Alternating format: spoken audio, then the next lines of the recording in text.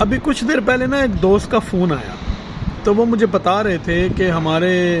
ایک جاننے والے تھے تو وہ دنیا سے چلے گئے، تو انہوں نے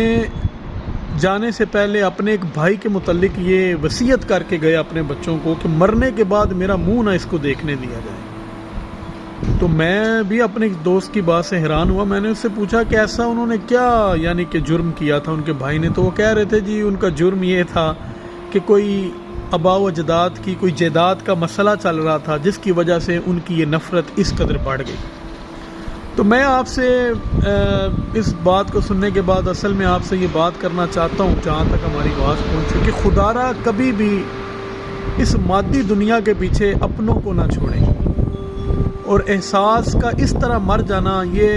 ایک بڑے شرم کی بات ہے۔ اور بینگ مسلم بھی اللہ اور اس کے رسول کا بھی یہ حکم نہیں ہے کہ ہم اس مٹی کے پیچھے، چند اینٹوں کے پیچھے، چند مرلوں کے پیچھے، تھوڑی تھوڑی جائیدادوں کے پیچھے ہم اپنے سگے بھائیوں سے اس قدر نفرت کریں کہ ہم یہ کہہ کے دنیا سے چلے جائیں کہ میرا منہ تک نہیں اس کو دیکھنے دینا۔ آپ کبھی اندازہ کریں کہ ایک وہ بھائی میں سوچ رہا تھا جو ایک ماں کے پیٹ سے پیدا ہوا تھا،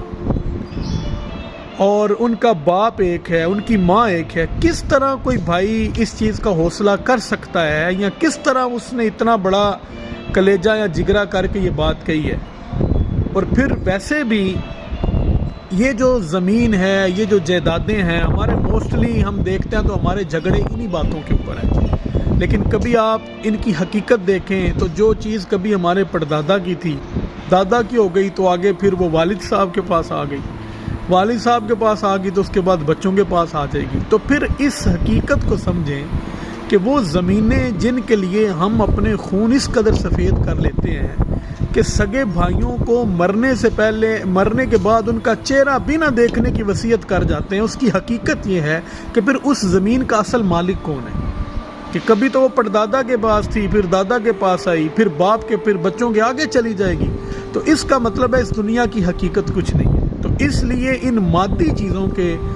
جو ہے زور پر، یا ان مادی چیزوں کی محبت میں کبھی بھی اس قدر آگے نہ جائیں کہ آپ اپنے اپنوں سے بچھڑ جائیں، اور خدا را اپنے اندر سے احساس کو کبھی ختم نہ ہونے دیں، کیونکہ جس کے اندر سے احساس ختم ہو جاتا ہے وہ بے حس ہو جاتا ہے، اور جو بے حس ہو جاتا ہے، بے حس انسان نہ اللہ کو پسند ہے نہ اس کے رسول کو پسند ہے۔ خدا را اپنے بہن بھائیوں سے، اپنے دوستوں سے، اپنے رشتہ داروں سے پیار اور محبت کا جو رشتہ ہے اس کو استوار کرنے کی کوشش کریں،